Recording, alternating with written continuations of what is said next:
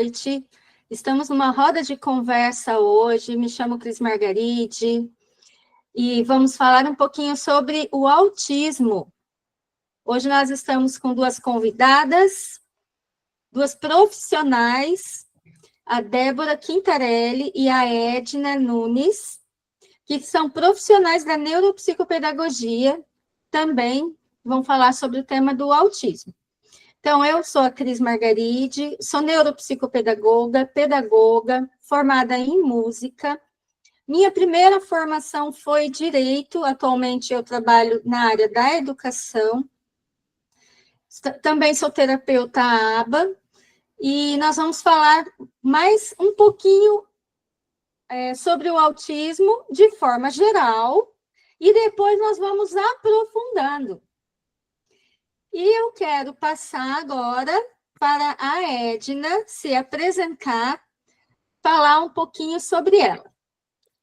Muito boa noite, muito obrigada pelo convite. Me sinto muito honrada de participar da roda de conversa, né, sobre o autismo. Eu me chamo Edna Regina Nunes, tá? Sou pedagoga, fui professora por muito tempo em sala de aula, pé no chão mesmo, ali dentro da sala de aula. Psicopedagoga desde 2007, neuropsicopedagoga. Eu sou aplicadora ABA e estou fazendo uma formação de terapia comportamental, porque a minha demanda maior é sobre TDAH e eu quero ajudá-los melhor, né, nesse comportamento que o TDAH também tem, que não é fácil, não. Ótimo, excelente. Obrigada, Edna. Agora a Débora Quintarelli vai se apresentar, falar um pouquinho dela para a gente. Então, pessoal, boa noite. Também estou muito honrada de estar participando aqui da roda de conversa, tá? Eu sou Débora Quintarelli, sou pedagoga de formação inicial, fiz a minha especialização após em neuropsicopedagogia, né? Não tenho muito pé na estrada aí de dar aula, mas tive essa experiência também, né? Mas foi por um tempo muito curto, mas eu tenho uma vasta experiência no autismo para vivendo no dia a dia, né? Pois sou mãe de um adolescente de 14 anos que é autista, tem TDAH, tem transtorno do processamento sensorial, todos os transtornos de aprendizagem, e aí a gente corre atrás para poder ajudar, né? E aí a gente vai se especializando. Hoje eu vou falar um pouquinho sobre o transtorno do processamento sensorial e o que ele, né, afeta e o que ele interfere também, né, no autismo. Sim, muito bem. Obrigada, Débora. E agora, nesse início da nossa roda, eu vou falar um pouquinho, de modo geral, sobre o TEA. O que significa, né, essa sigla, TEA? É o transtorno do espectro do autismo. Aí, o que é isso? É uma condição do neurodesenvolvimento. Então, o que pode acontecer? Por exemplo, é claro que, né, depois a pessoa vai fazer a avaliação, vai passar por alguns testes e vai descobrindo, porque cada um é diferente. Nós não podemos colocar a pessoa que tem o TEA numa caixinha, dizer que é assim, elencar lá situações. Para ter o TEA, tem que ser número 1, tal coisa, número 2, tal coisa, número 3, tal coisa. Isso não é possível. Por quê? Porque tem uma diversidade muito grande. E nós vamos ver depois, com a Débora e a Edna, que elas vão falar sobre comorbidades. São situações que acontecem concomitantemente com o TEA. E isso geram as diferenças, né? Então, que são coisas que podem ocorrer, déficits na comunicação, na interação social, pode acontecer comportamentos repetitivos, e isso gera uma variação bem ampla, sabe? Tanto na intensidade, quanto na ocorrência, no período, né, de ocorrência. E falando um pouquinho, né, sobre as novas descobertas, né?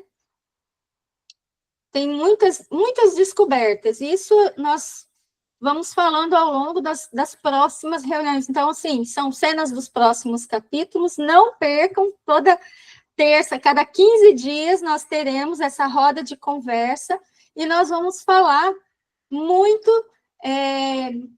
sobre essas novas descobertas, né? Como que estão sendo as últimas atualizações científicas, os avanços, esses avanços nos aspectos do diagnóstico precoce, do tecnológico, né? A gente vai falar sobre um exame inovador aí dos Estados Unidos, que, na verdade, é um brasileiro que coordena, e isso não está sendo muito divulgado, mas é um paranaense que descobriu uma nova ferramenta, né? E também o diagnóstico, as classificações, né? As mudanças, as bases genética e neurobiológica, né? Que das pesquisas aí identificaram múltiplos genes associados também ao autismo, variantes, tá? Tipos de intervenções, tratamentos, o reconhecimento e o enfoque da neurodiversidade no mundo, né, no Brasil e no mundo. O que a comunidade científica tem valorizado, né, nesse reconhecimento, nessa diversidade, né, e mais várias coisas aqui. Eu vou deixar aqui, nem vou falar mais aqui para deixar vocês curiosos, né? Então, não percam. Agora, vou pedir para a Edna falar um pouquinho sobre o TDAH, que pode acontecer junto com o TEA, como comorbidade, né? E também na intensidade, na manifestação. E a Edna vai explicar um pouquinho para a gente o que é o TDAH, né? Porque a gente fala muitas vezes, mas não sabe muito bem o que é, né? Então, aí explica para a gente, Edna. Então, vamos falar um pouquinho sobre o TDAH. E eu quero deixar aqui, por exemplo, que vocês imaginem, né, que venha à mente de vocês, o que vocês pensam, o que vem realmente à mente de vocês quando a gente fala de atenção. A gente tem uma imagem que vem à nossa mente, onde a gente vai pensar na atenção. Então, o TDAH, ele é um transtorno do neurodesenvolvimento. Por que é um transtorno do neurodesenvolvimento?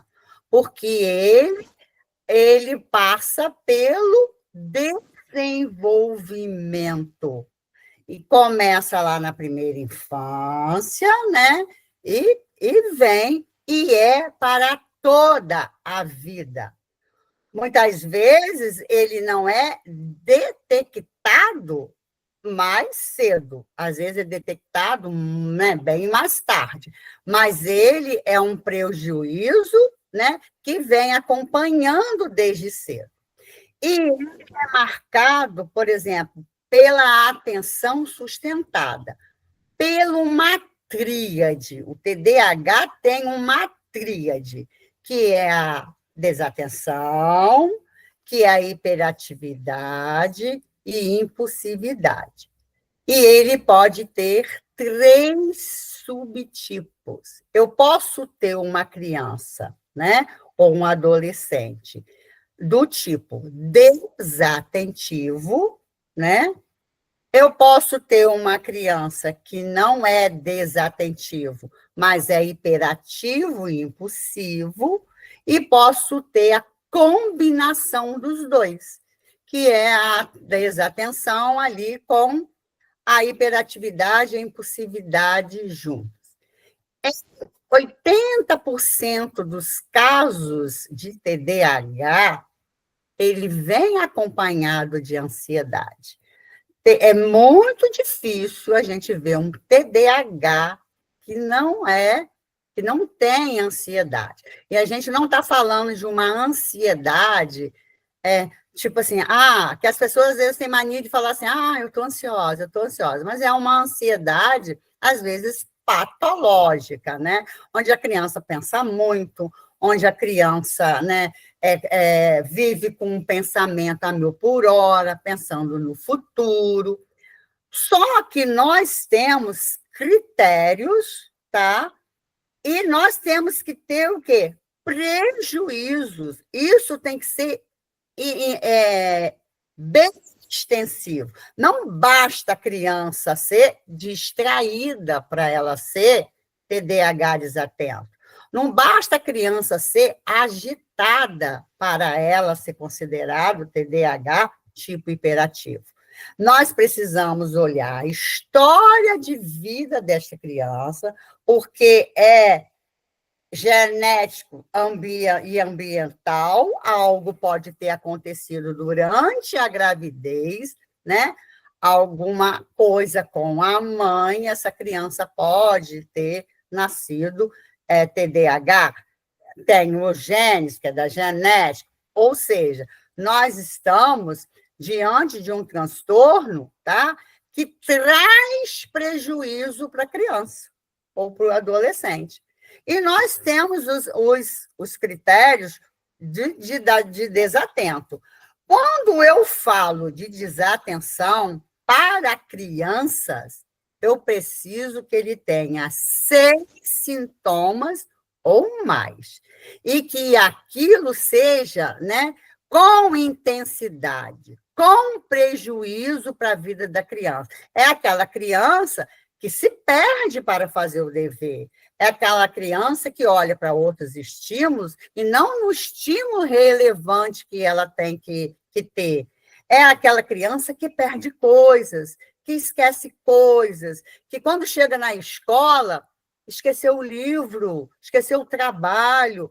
É aquela criança que a mãe compra uma caixa de lápis e a criança consome com todos os seus lápis.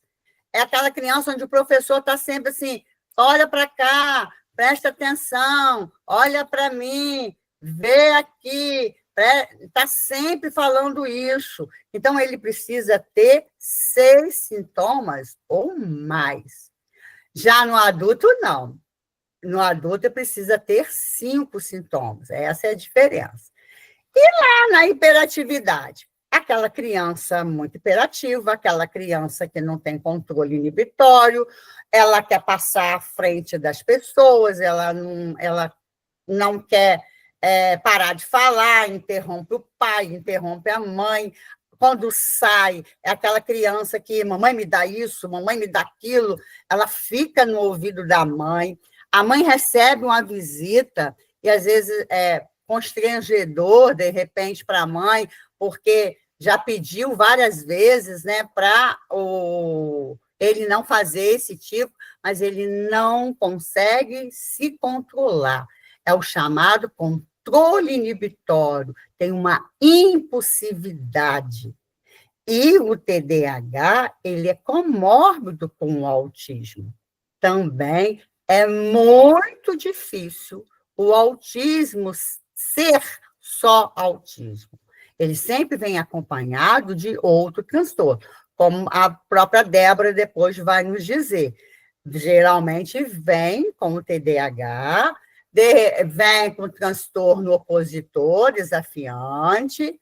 Então, são situações, são transtornos que a gente precisa estar muito atento. Existe uma avaliação que deve ser muito bem feita, uma avaliação que não só é preenchimento de protocolo, nós temos que alinhar esses protocolos com a história de vida dessa criança, porque a história de vida nos diz muito sobre o que essa criança é, e uma coisa muito interessante, quando a gente faz a anamnese, às vezes a mãe fala assim, meu marido tem isso aí, meu marido é assim, né? Ah, eu também fui assim quando era criança, mas esse adulto é um TDAH que não foi diagnosticado na infância.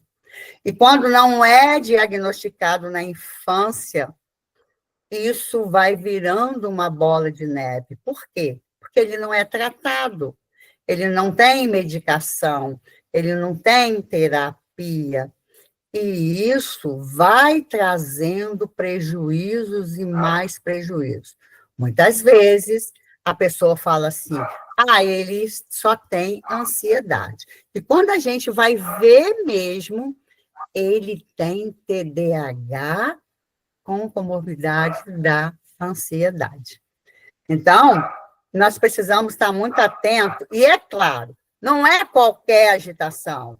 É porque eu estou trazendo o meu filho, né? Porque ele é desatento, porque ele não presta atenção, mas a gente tem que estar vendo ali qual é a causa, por isso que a história de vida é muito importante, e não só conversar com o pai, né? Com a mãe, mas com o professor, com a avó, que vai dizer, vai dar muito mais detalhes para a gente. Então, isto é TDAH, Muito transtorno bem, do déficit de atenção e hiperatividade.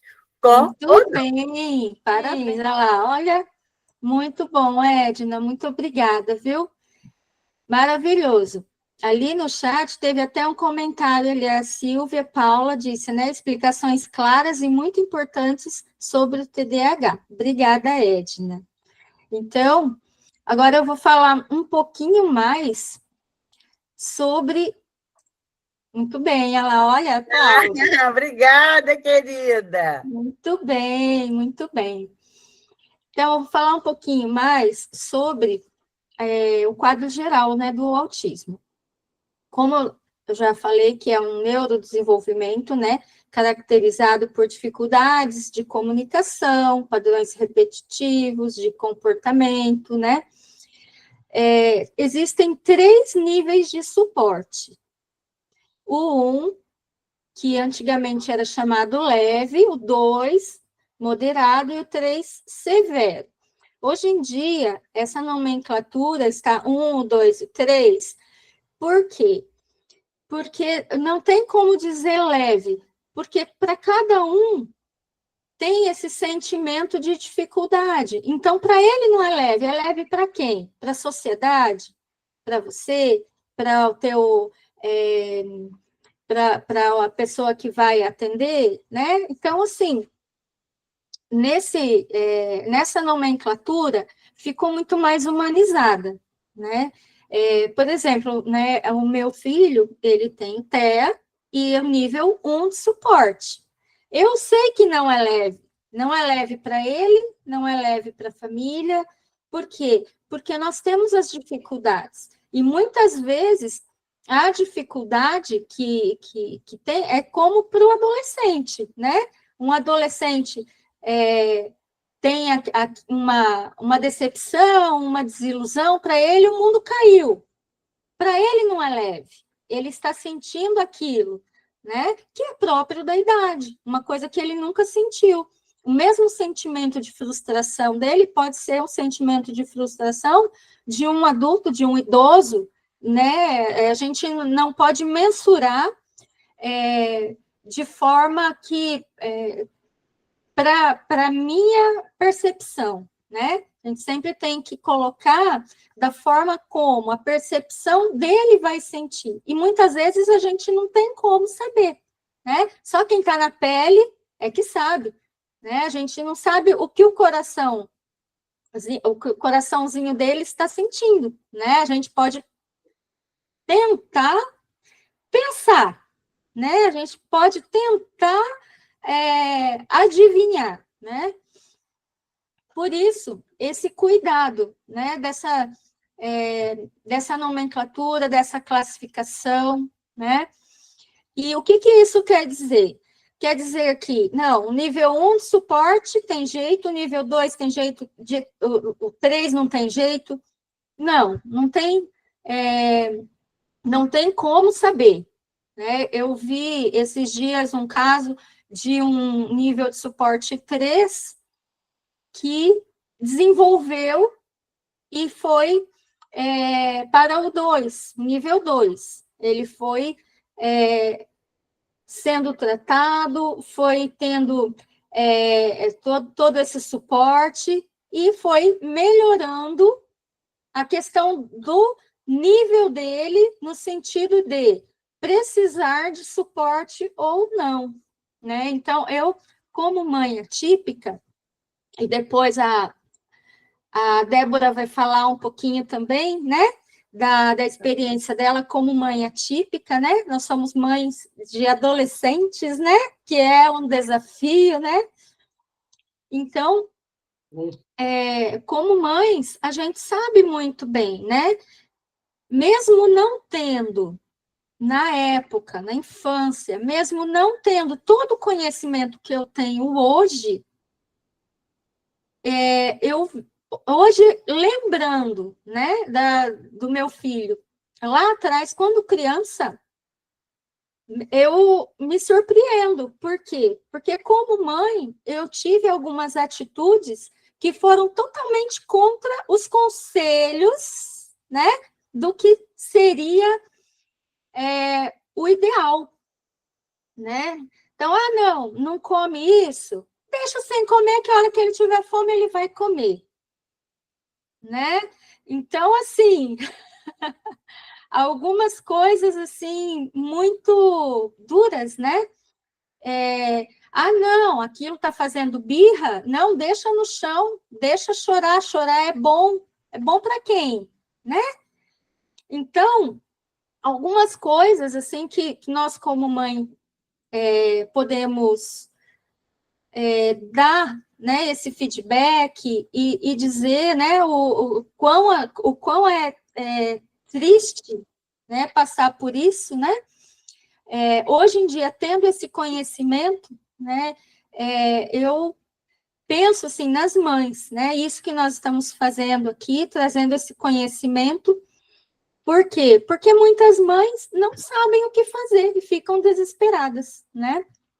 Então, alguns sinais de alerta, por exemplo, na infância, que podem acontecer, por exemplo, é dificuldade de contato visual, uma ausência de sorriso social, um atraso no desenvolvimento, né?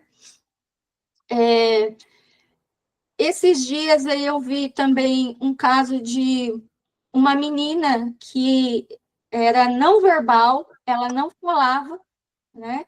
E aí depois passou toda a trajetória e ela, hoje em dia, moça, já adulta, tocando instrumento e conversando. Lógico, com alguma dificuldadezinha fonológica, o que ainda, né, estava em tratamento, mas uma coisa assim que a mãe dela não desistiu. É uma coisa que nós não, né? Eu digo quem está de fora, né? Olhando, poderia dizer não, não vai ter mudança.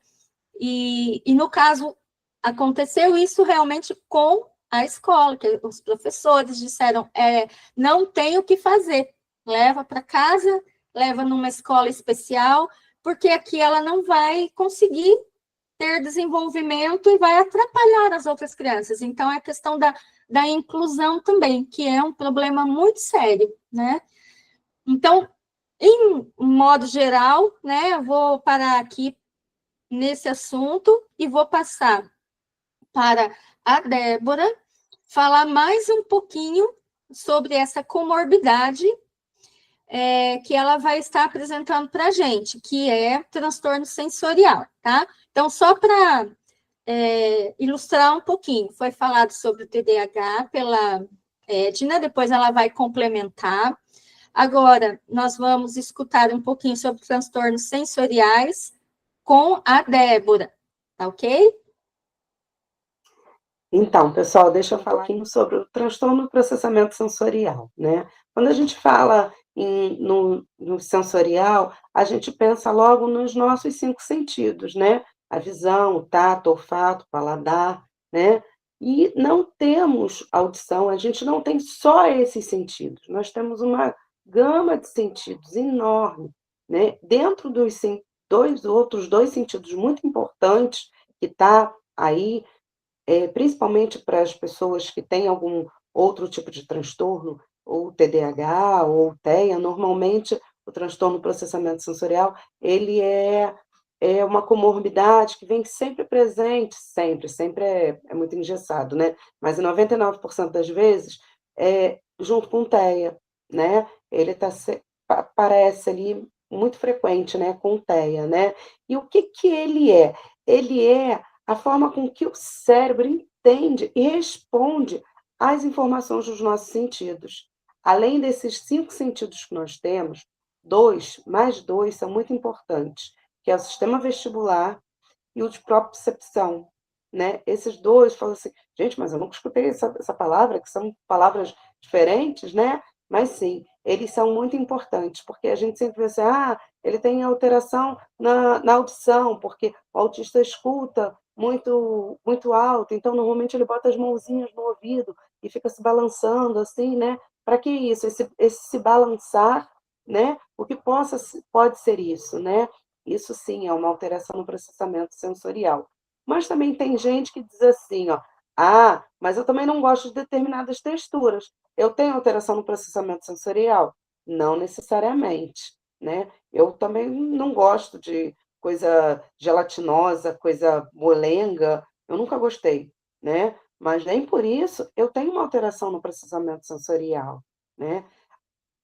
O transtorno, ele em si, ele não aparece, ele ainda não foi classificado dentro do DSM-5 como um transtorno único, né? Ele aparece, assim, como comorbidade de outros transtornos, do TDAH, do TEA, aí sim ele aparece, mas nem por isso ele deixa de ser tão importante, né?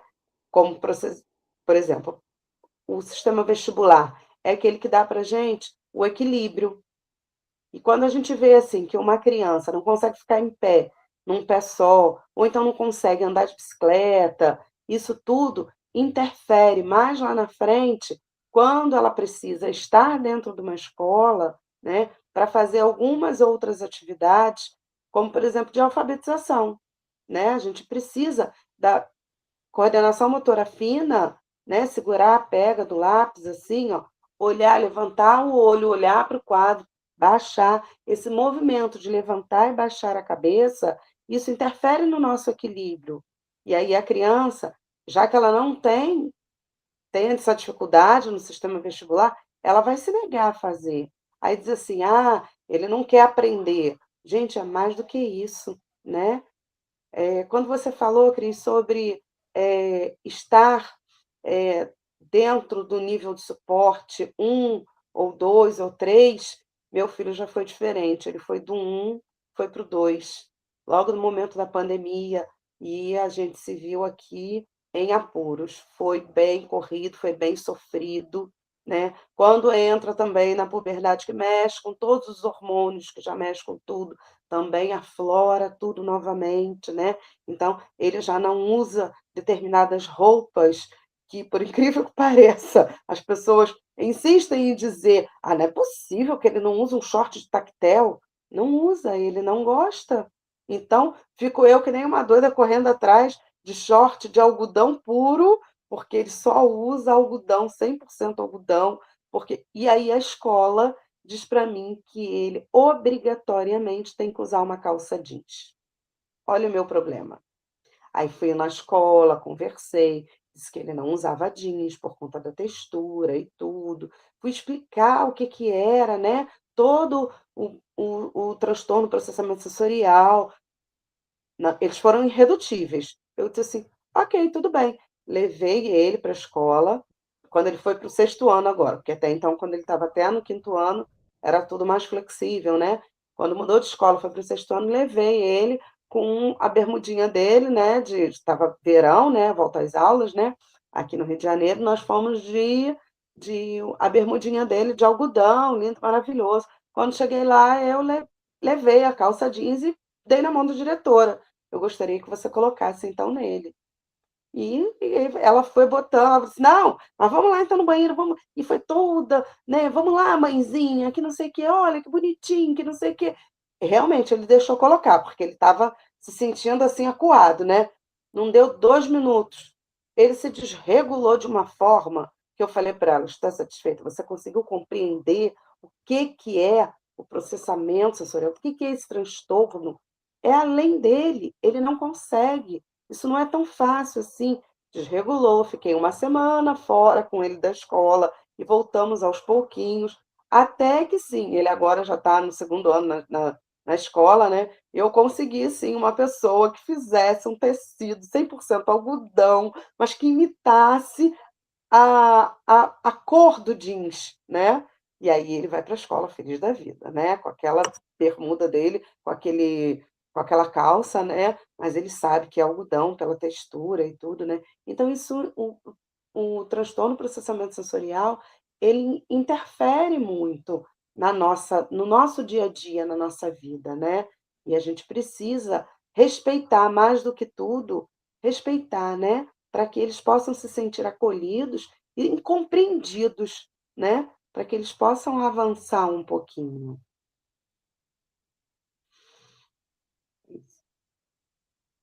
Tá mudo, Cris? Tem som? Maravilhosa a tua fala. Muito bem, obrigada, Débora. E realmente é isso, né? A gente, no dia a dia, a gente sabe. Também tive bastante perrengue, né? Na escola, no início, e a questão do lanche também é complicado, né? Por conta da textura das comidas, da Cheiro, alimentação, né? a dificuldade, né? É, da mastigação, às vezes, também no início. Então, são os desafios, né? Os Sim, nossos desafios. E no caso da migração do 1 para o 2, né? Isso pode acontecer realmente, né? é. E com o Miguel, meu filho, quase aconteceu na pandemia também, né? Então, a gente tem que ficar ligada no 220, aliás, no 440, né? Pois é, foi uma Porque, fase difícil em que eu e o pai tivemos Covid juntos, então a gente não podia ficar com ele, e aí ele é confuso, né? Graças a Deus a psicóloga deu um maior suporte, online, né? Sempre falando com a gente, conversando, mas chegou assim numa hora que eu disse, meu Deus, vou ter que jogar a toalha, porque eu não sei o que fazer mais. Mas graças a Deus tudo se resolveu. Mas levamos um tempo para voltar para o suporte 1, viu? Não foi rápido, não. Levamos aí uns 6 meses para a gente conseguir voltar para essa necessidade aí. O suporte nada mais é, a palavra já diz, né? É suporte mesmo, né? Do que sim, fazer, do que ter, né? Então, para ele suprir as necessidades dele sozinho, foi difícil, mas conseguimos. verdade. Muito bem. Eu vou falar mais um pouquinho aqui sobre algumas características, e aí, depois, já em seguida, passo para a Edna. Nós estamos, agora são 8h44, e nós já vamos indo depois para a segunda rodada e os finalmente, né? Então, algumas características em bebês. Esse déficit do comportamento social, evitar contato visual, se mostrar um pouco interessado na voz humana, né? Às vezes se isola, nunca toma a iniciativa, né? Então, assim, não acontece todos ao mesmo tempo. Pode acontecer uma dessas características e outra não, né? Por aquela questão que eu já falei lá no início. A gente não pode querer colocar dentro de uma caixinha e determinar. Então, não tem nenhuma receita de bolo, como se diz, né? Cada um tem as suas particularidades. Às vezes, os pais, por exemplo, podem ficar tristes porque acha que é uma indiferença de afeto, né? Mas não é. Às vezes eles não gostam de abraço, de ser acariciado, às vezes abraça aqui, ó, de costas, né? Engraçado, né, que as pessoas às vezes têm assim essa impressão equivocada, né? Mas não que eles não querem, eles gostam de carinho, eles querem ser bem tratados. Porém, eles não conseguem, né? É uma coisa que vai além deles, né? E esses dias uma conhecida nossa falou assim, nossa, como ele tá diferente, falando do meu filho, né? Ele aceitou o meu abraço. Então ela ficou tão feliz, ela falou assim: meu coração tá assim, ó, Cris, batendo, que ele aceitou meu abraço, né? Então é uma coisa que a gente vai plantando, né? E realmente é um prêmio, né? Quando a gente ganha um abraço deles, né? Uma outra característica também com relação às habilidades sociais, né? E quando, por exemplo, para de falar, para de mandar tchau, para de brincar, se isola, também a gente pode ficar em estado de alerta, né? Então, as mães, principalmente, os pais também, mas eu digo assim, que é mais frequente a observação da mãe, porque geralmente a mãe passa mais tempo com a criança, né? E um diagnóstico precoce é muito importante, muito importante. Quanto mais cedo nós começarmos com o diagnóstico, com as interações, com as intervenções, a criança passar por uma avaliação, né? Quanto mais cedo, mais uma vida mais tranquila essa criança vai ter. E vai ter a chance de ser um adulto mais regulado lá na frente. Por quê? Porque, infelizmente, né, a gente tem que se adequar a algumas coisas, a gente tem que ensiná-los a se adequar na sociedade. Por quê? Por conta dessa falta de compreensão. Falta de informação, né? Como a Débora passou ali, por exemplo, na escola, né? Que ela teve que explicar, né? Só faltou falar, quer que eu desenhe?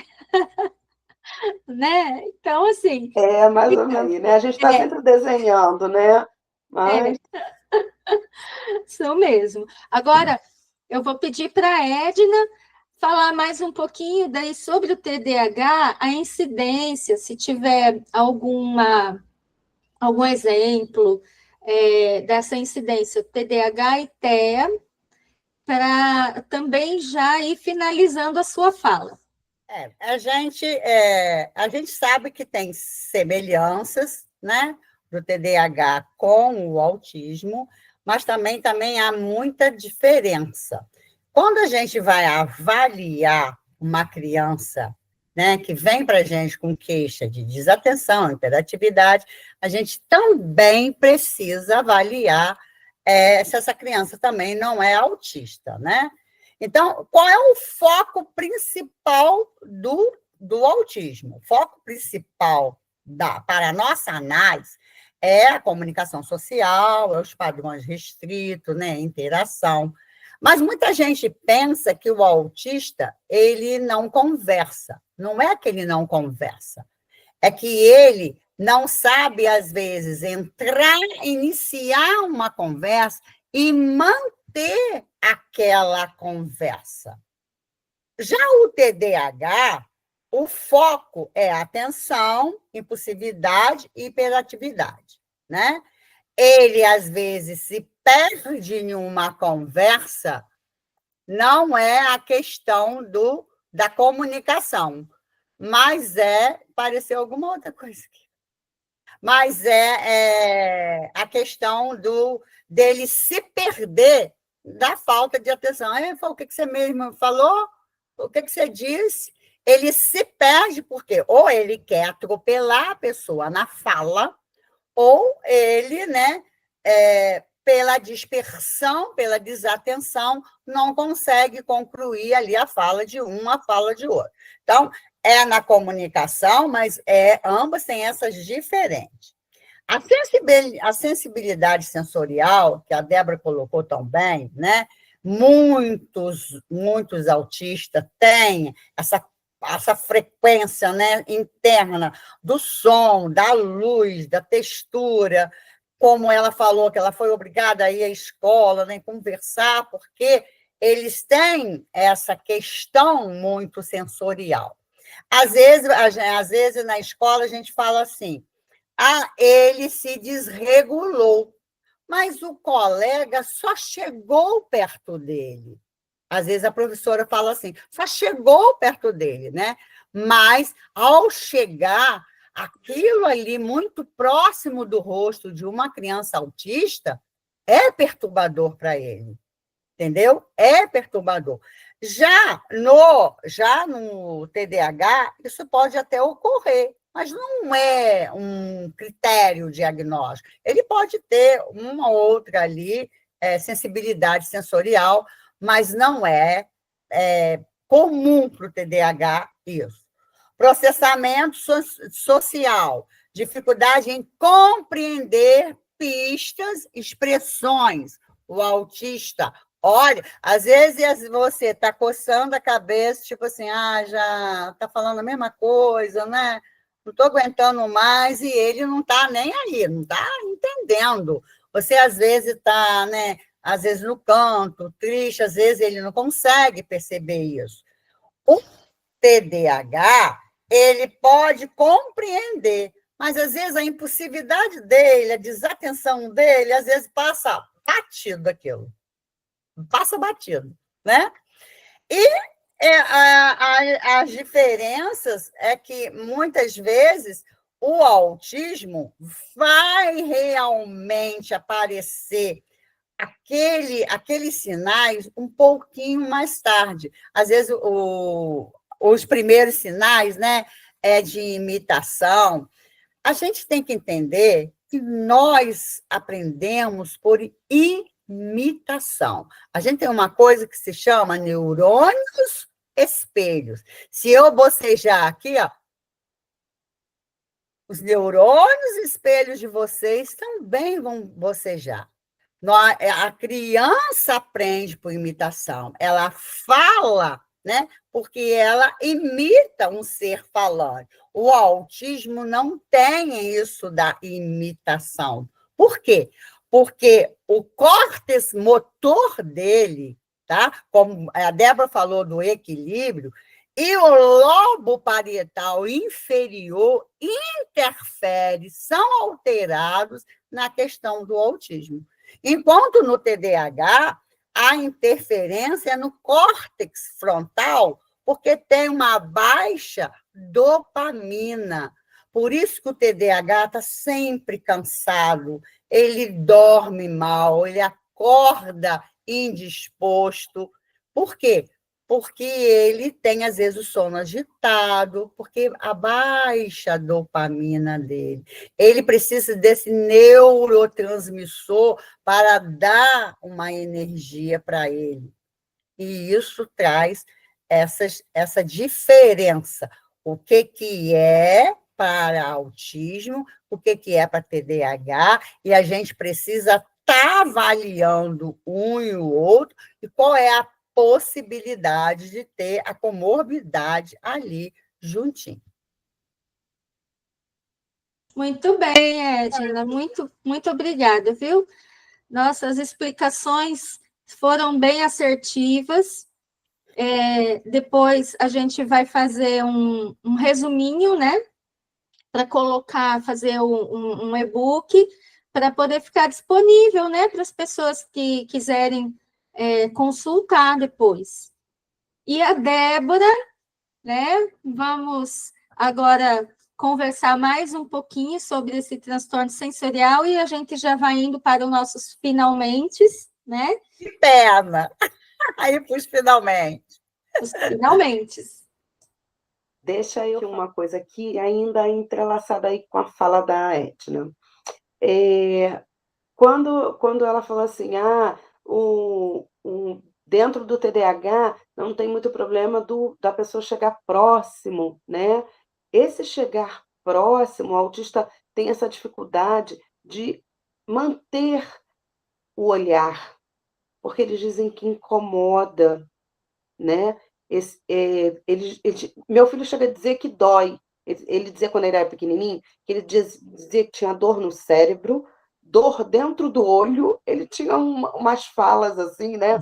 Diferentes assim. Mas aí eu comecei a perceber, né? Estudar, né? Que esse chegar muito próximo, às vezes a pessoa está com um cheiro de perfume que ele não gostava, isso incomodava, né? Olha só quanta coisa. Às vezes, a pessoa chegava tão perto, ou então alguma coisa que precisava enxergar, que aquilo chegava a doer a vistinha dele. E ele não conseguia manter, né? É,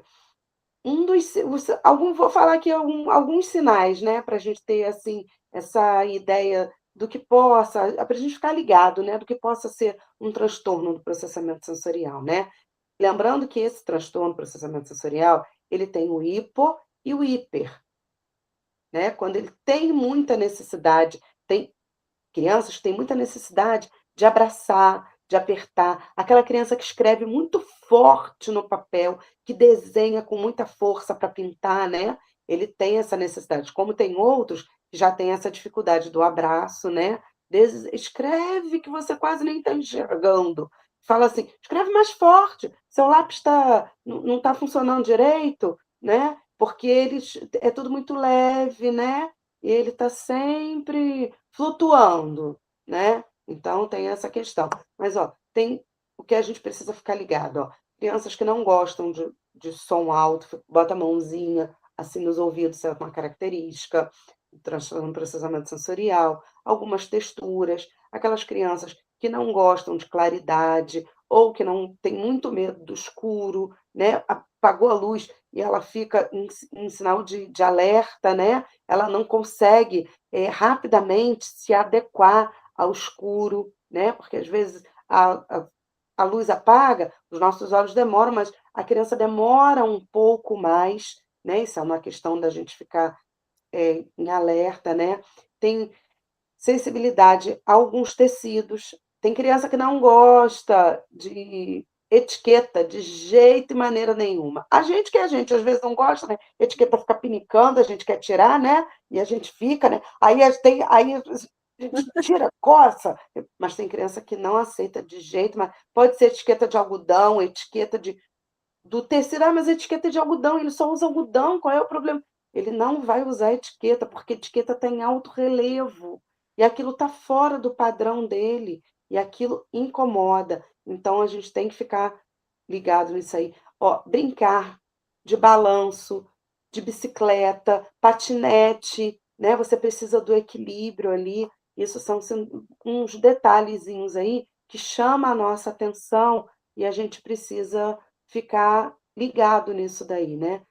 Já cria um alertazinho ali para a gente poder cambar aí, para poder avaliar, né? Se tem realmente algo além, né? Para a gente poder estar prestando atenção. Agora, deixa eu contar aqui para vocês um pouquinho de uma experiência assim triste e maravilhosa ao mesmo tempo.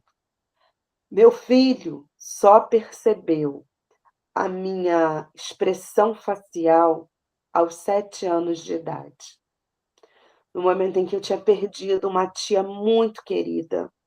eu fui a que recebi a notícia e tinha que dar a notícia para minha mãe e para o meu padrinho, que eram os irmãos, né. E eu chorava, mas eu chorava muito. Eu chorava e até então, gente, eu podia estar chorando de dor, me contorcendo, e ele estava com o carrinho: "Mãe, vamos brincar, vamos", ou então me jogava bola: "Vamos fazer não sei o quê, vamos". Gente, eu às vezes eu tive uma crise renal de dor, e ele não estava entendendo que eu estava com dor. E eu falei para ele: Mamãe tá com dor", e chorava. Mas nesse dia, gente, ele enxugou as minhas lágrimas e falou para mim: "Mamãe, não fica triste não". Na hora eu parei, eu falei assim: "Filho, por que que você acha que a mamãe tá triste?" Ele: "Porque você tá chorando". "Não chora não, mamãe, não fica". Gente, eu não sabia se eu chorava porque minha tia tinha falecido, ou se eu ria porque ele tinha percebido que eu estava triste. Eu cheguei na casa da minha mãe e falei assim: "Mãe, aconteceu uma coisa maravilhosa. Felipe percebeu que eu estava chorando". E ela ficou me olhando, ela: "Você estava chorando por quê?" Aí eu falei para ela: "Porque tia Isis faleceu, mãezinha". Mas ela já estava, né, tão doente, a gente tá mas ele tá eu tô muito feliz, mãe, eu tô muito feliz porque ele percebeu. E assim, ela também foi uma mistura, né, de aquela coisa toda. Lógico, era um momento triste, mas olha, gente, mãe atípica passa por cada coisa, não vou falar para vocês não, hein. É um coração na mão, não é, É, Cris? cada perrengue, né? Cada perrengue, Pois nossa, é. eu Eu já. queria também, se possível, contar uma situação que eu vi, né, que eu vivi. Eu Sim, estava numa loja comprando um vaso, tá? E eu estou ouvindo, né, gritos e mais gritos, um desespero de uma criança, criança se jogando. Eu quero isso. E a mãe, né, eu ouvindo, né, a mãe, não vou te dar, você já tem isso, fica quieto, não sei o quê. E gritava com o menino. Aí de longe, eu fui um pouquinho mais para o lado e pude ver aquele desatino, aquela desregulação emocional, porque no TEA, ela custa muito a passar. E já no TDAH, a criança faz aquela teimosia, aquela birra, mas daqui a pouco ela vai esquece, ela vai para outra coisa, né? E ela acaba não sendo tão extenso como é no autismo. Aí eu vi, né? Eu presenciando, eu com vaso na mão já para ir para comprar, para pagar. Aí eu presenciei aquilo e eu vi quando um dos vendedores, né, foi até a criança, falou: "Oh, vou chamar a polícia, você está fazendo desordem na loja". A outra moça também foi lá, dar bronca na mãe, dar bronca na criança, que estava espantando as pessoas que estavam comprando. Aí eu virei para o meu marido e falei assim: "Segura aqui esse vaso, cadinho, que eu vou ver ali se eu consigo ajudar essa mãe". Aí cheguei lá, né? A mãe virou, falou assim: se eu soltar ele aqui, ele quebra essa loja toda. Eu não posso deixar ele fazer isso. Aí eu virei assim: nesses casos, mãe, não adianta você dizer para ele, calma, dizer que você não vai comprar, dizer que ele já tem. Você precisa tirar o foco dele do que ele quer. Ai, mas ele está aí, ele agarrava na perna da mãe, gritava, chorava, rolava, mas sempre segurando na perna da mãe. Aí eu virei para ela e falei assim: nessas horas você pede ajuda de alguém para poder, tipo, aliás, segurar um pouquinho ele. Eu prefiro segurar na barriga, né? Para não segurar em braço, não segurar para não machucar, mas você precisa tirar ele daquele foco. Você dizendo que você não ia comprar, não estava dizendo nada para ele estava querendo o brinquedo. Aí eu fui, soltei a mãozinha dele da perna da mãe e falei assim para a mãe: anda, anda, vai caminhando. Aí ele gritava: mamãe, volta aqui, mamãe, volta aqui. E eu perto dele, né? Para ele não quebrar nada, que era o medo dela maior. Que, infelizmente, pessoal, essa é a verdade. Mães atípicas têm muito medo do que o outro vai dizer, do que passar aquilo que tem que passar com a criança, fazendo ali, dizendo um não, ou fazendo exatamente como tem que ser feito. Eu falei com ela, ele não vai quebrar nada, porque eu estou aqui, vai andando. Aí ele andou, aí ela andou, ele andou mais um cadinho, chorando, mas foi. Daqui a pouco eu falei assim, vai. Ela andou mais um pouquinho e ele, a minha mãe tem que ir embora, ela tem que comprar isso para mim. Não. Eu falei, vai. Aí ela olhava com muito medo, aquele monte de gente olhando para ela. Ela conseguiu sair da loja. Depois ele viu que ela não estava ali, que não ia comprar espada nenhuma, que tinha luz de nada. Ele foi, seguiu ela, entendeu? Seguiu ela, passou e foi embora com a mãe. E eu peguei meu vaso e passei lá para poder pagar. Ou seja, ela estava o tempo inteiro ali, cada um dando um palpite, fazendo aquela roda e volta do menino, deixando o menino mais nervoso ainda, né? Mais irritado, porque ele queria comprar uma coisa. Aí ela foi, quando eu saí, ela estava lá fora, ela estava enxugando as lágrimas dele, ela me agradeceu muito, né? Eu falei assim, eu sei que não é fácil. Aí que ela está falando que a psicóloga do menino já havia chamado a atenção dela, porque ela deixava ele fazer o que queria. Eu pensei, mas a gente sabe que não é bem assim. Ele era autista, né? TDAH e também TOD, como comorbidade. Muito bem, Edna, que ilustração boa, né? Esse exemplo, o exemplo da Débora também. Eu me identifiquei bastante que essa questão do reconhecimento também da expressão, né? É uma coisa que a gente trabalha bastante, né? E agora eu queria saber se alguém aqui queria falar, a Vanusa, né? Acho que a Vanusa saiu, mas ela deixou escrito aqui. Suporte nível 1 é leve para quem? O dia todo vestir um personagem, no final do dia é exaustão total, solteira. A Antônia também já saiu, mas ela deixou escrito aqui. Eu sou avó atípica, meu neto tem TE nível 1 com TDAH combinado. Então, ela gostou bastante das observações que a Edna falou também. A Silvia disse, é importante o depoimento na perspectiva de mãe, né? Muito obrigada, Silvia. A Rafaela disse, excelente aula, muito obrigada. A Silvia disse também, todas as informações, além de importantes, trouxeram reflexões muito necessárias. Débora, muito clara e fluente no tema, Edna, sempre com conteúdo de qualidade, Cris com mediações muito boas. Obrigada. Obrigada, Silvia. Muito obrigada. Maravilhoso. Temos agora 2 minutinhos. Eu vou pedir para as meninas falarem a rede social, né? O meu é @crismargaride. Da Débora Quintarelli, qual é o seu Instagram? O meu é @deboraquintarelli.npp. Edna, o seu é Edna? O meu é @ednaregina.neuropsicopedagoga, completinho, todinho, escritinho. Excelente, muito bem. Depois a gente vai colocar na descrição do vídeo no YouTube também o @ de vocês, né? Eu passo direitinho ali para a gente colocar na descrição. E agora eu quero agradecer imensamente a todos os participantes, todos os comentários ali escritos, né? Nesse último minutinho, não sei se teria tempo para alguma pergunta, acho que agora não, né?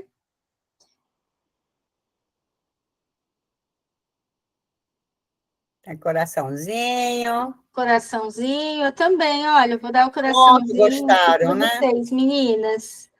Alguém quer falar alguma coisa? Alguém quer fazer mais alguma pergunta? Se quiser deixar ali no chat, ou mesmo lá no grupo, né? Que a gente pode estar respondendo. A Emília, obrigada, Emília. Excelentes explicações, a Emília falou. Muito obrigada pela participação de todos. E daqui a 15 dias, de novo, roda de conversa sobre autismo. E daqui a 15 dias, provavelmente virá uma pessoa falando sobre a dupla excepcionalidade. E depois voltaremos, não sei se eu posso convidar novamente, né? Eu gostei muito. Convidar a Edna e a Débora para a gente conversar mais um pouquinho. Claro que pode.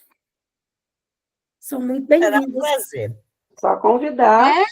Eu não sei se eu posso, porque eu estou esperando elas É a falarem. sua roda de conversas, Cris Se Margarida. convidar, estou aqui de volta. Ótimo. Muito obrigada, viu? Eu que agradeço, viu? Isso é muito importante, né? Para nós, mães atípicas, a gente passar cada vez mais informação, isso é muito importante para a gente, né? Para o futuro dos nossos filhos. Eu que agradeço muito vocês, viu? Muito obrigada. É um tema que não se esgota, nunca vai se esgotar, porque tem sempre algo a falar.